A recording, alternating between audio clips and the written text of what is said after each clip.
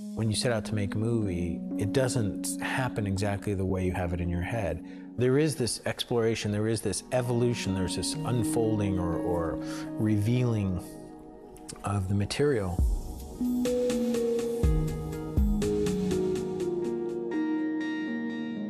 We're working on a feature film about the Zodiac killer and the media circus that surrounded that in late 60s and early 70s in the San Francisco area.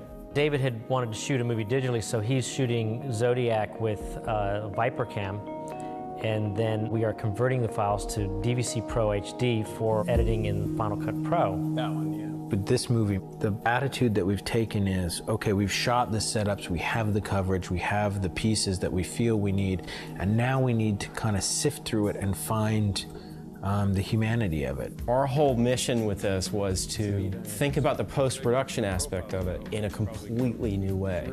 Be creative. Use the tools that are out there that you can just buy on a website or go to a store, get, and use those.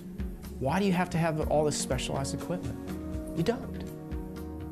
I love the fact that an editor can come to me and say, I have to leave now, I'm going to work on this tonight, and take it on his laptop, and by 9 o'clock in the morning, I can see it on a 65-inch plasma.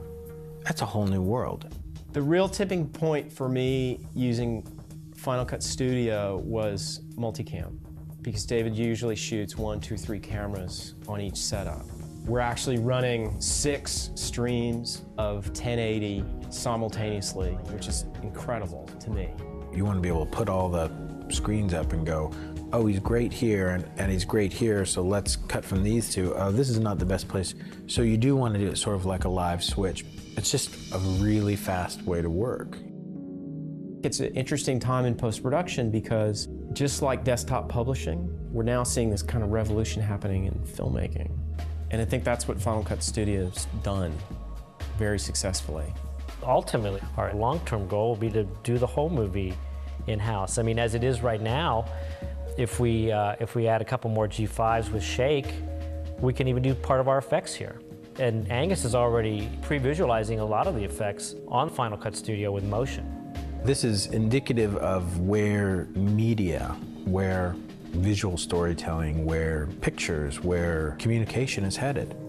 I started collecting resumes from all these young people who want to work in post-production.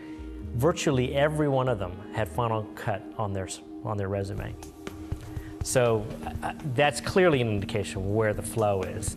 What this kind of tool set allows you to do is to experiment and, you know, kind of quell those questions that you might have. That makes me sleep easier. It makes me go, okay, I'm telling the story that I want to tell. And that's a great world for making movies.